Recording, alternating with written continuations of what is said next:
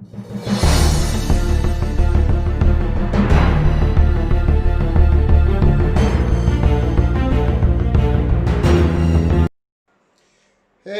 what's up, Keepers of the Cash? Gary B, the Casual Comic Guy here, and we are here with another Savage Saturday.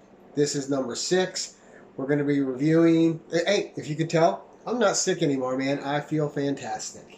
All right, this week we're going to be reviewing Marada the She-Wolf. Great book by Chris Claremont and John Bolton, one of my favorite artists. And Conan asks, what is best in life? Fresh coffee. Fresh coffee is best in life. Oh, so good.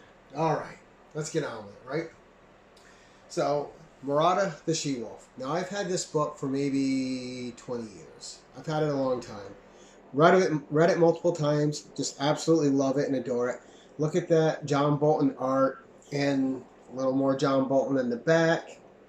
And you've seen me review other things that have his art.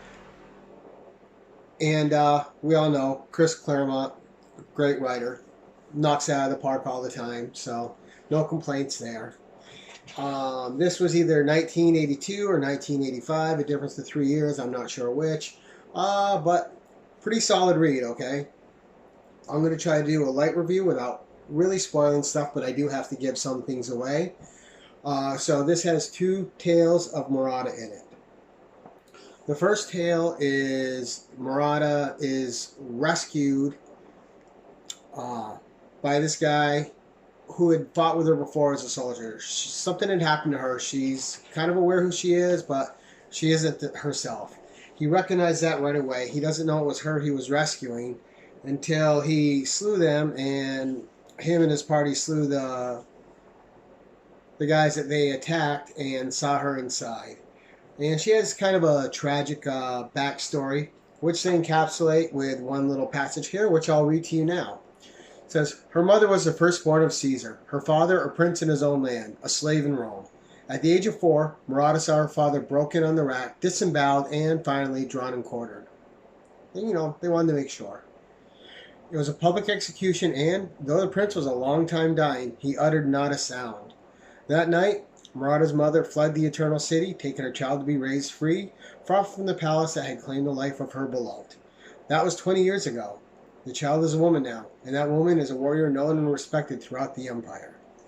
So, they tell you all that, and then the tale begins with her not really much being that type of warrior. So, the people who have kidnapped her are besieged upon by another party. And the party, they're not bloodthirsty. They're trying to rescue who's inside.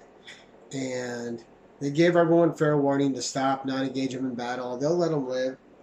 They, of course, don't. And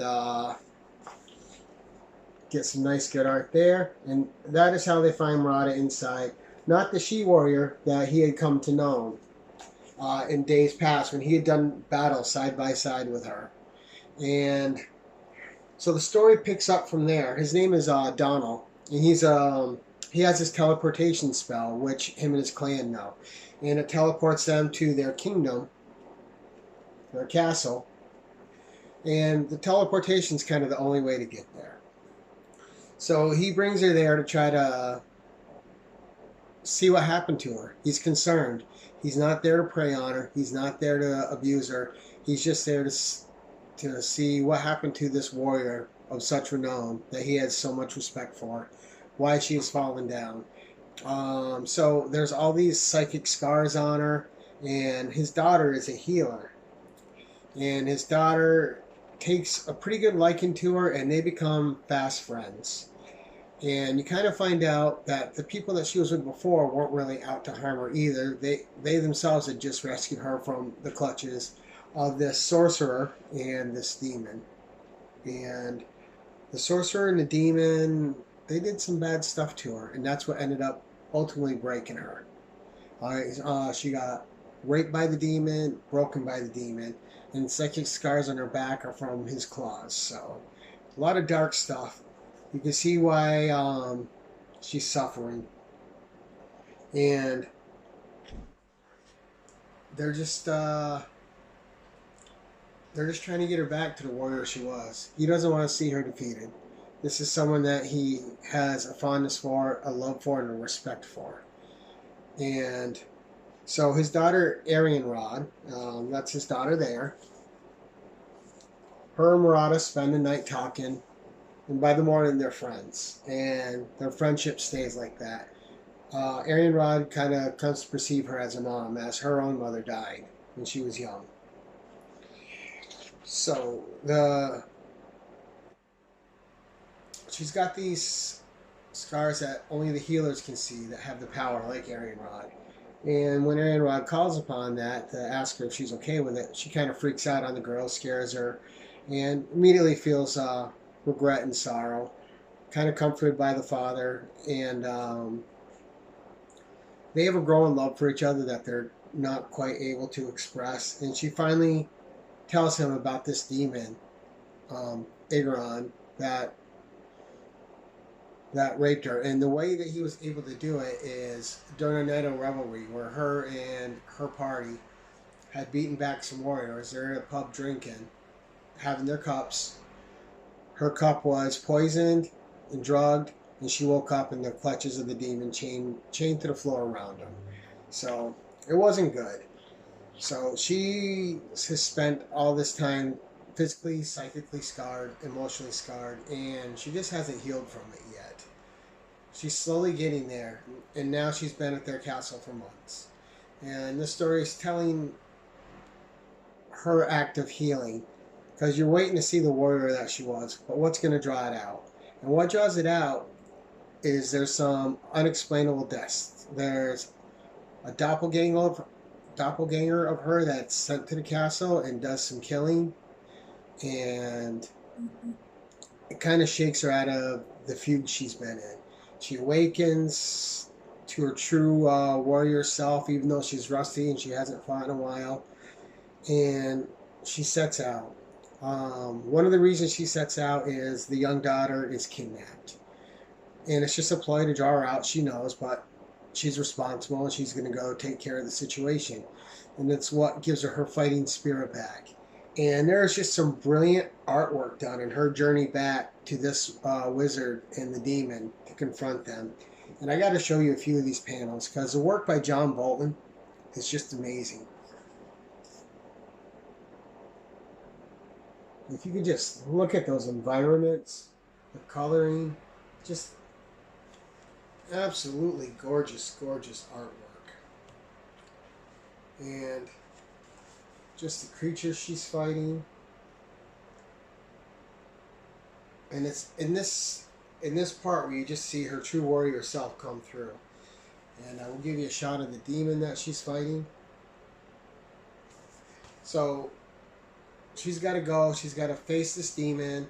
She's got to face the wizard. She's got to overcome them and try to save this girl and get her back to her father. And there's things to find out about the girl. There's things to find out about the father. And I don't want to ruin any of those for you.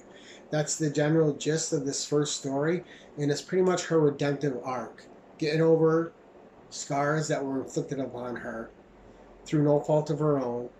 But she still has to overcome them with her warrior spirit and her strength of will, and find the way to come back as a warrior. And that was the first story, right?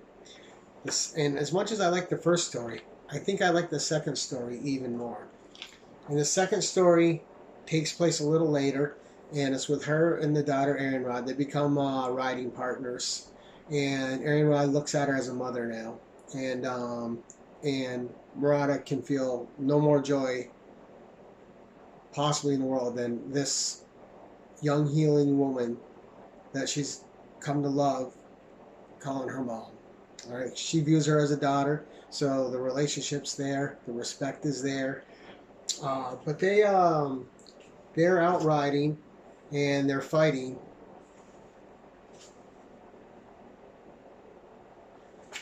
and they end up overtaken by a party just by sheer numbers. They took their toll in blood, and there's this warrior woman of another kingdom, and they were just about to be beat upon and possibly raped by this party of guys that were part of this other army that finally overtook them just by their numbers. The woman, the Candace, she stops it, and she has this greatest hunt that she runs, right? She's a skilled warrior. She wants to match her skills against their skills. And she saves them, she heals them, just so she can hunt them. And she has a lot of honor to her. She has a lot of respect for Marada, and she basically wants to pit her warrior skills against Marada's in fair combat and on a somewhat fair. She knows, of course, Marada doesn't, of course, so she already has home field advantage. And they are meant to meet in this field on battle through this course. But if Marada and Aaron can make it to the end, to where they have horses, gold, and everything waiting before she can attack and kill them, then they get their freedom, free of charge, pockets full of gold, fresh horses and food, and they're on their way. There's more things afoot, though. You have disgruntled soldiers because their prize was taken away from them by this queen. This queen who has a code of honor, which may be a little twisted, but it is honorable. And they're doing battle. She definitely catches up to Marada and Arianrod, and they're having a spectacular warrior battle. Neither one taking cheap shots, just two warriors fighting, and just who's the best of the best. And Marada and her are really going at it. I don't want to tell you who wins the battle. It's a great one. It lasts a couple pages. It's beautifully, the art is beautiful, and I don't want to show you the art in there because it might spoil the battle for you. The battle's worthy. The battle's great. There's an unexpected surprise, and all forces must combine. All right, and in this combination of forces, more fresh, new friendships are forged, which set the stage for more adventures later on.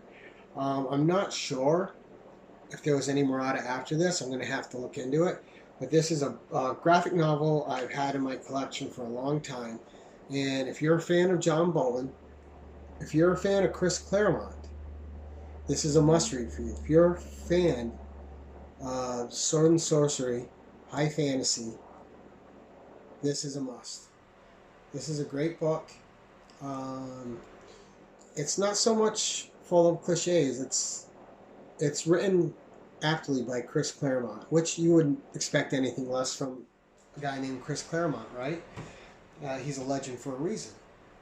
Not that he hasn't had his bad days, but the combination of Chris and John is amazing in this, and I couldn't recommend it highly enough.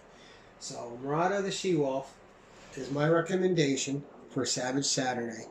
And if you guys have read it, let me know in the comments.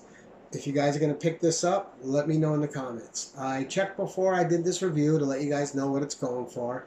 And you can find this for anywhere from 12 to 15 bucks on eBay right now. I don't know how easy it is to always find it. You may be able to find it cheaper in LCS if it's in one of their old bins of magazines or graphic novels. But it's worth the price. It's a great read. It's one I've visited over 20 years again and again. So there's something to it, right? But that's it, guys. Highly recommended. 2 casual thumbs up. And please, guys, if you like my content, subscribe to my channel, hit the notification bell, and let other people know. I just recently passed 300 subs, and I'm very thankful for that. Hopefully my channel will keep growing. Hopefully you're all going to be a part of that. And I hope you're liking the Savage Saturdays. Let me know. And definitely leave me a comment. I've never not responded to a comment yet, and even though it gets harder and harder to respond to them all, I always have my phone on me, and I'm always looking to respond to them, and I appreciate each and every one of you. And until next time, guys, keep it casual.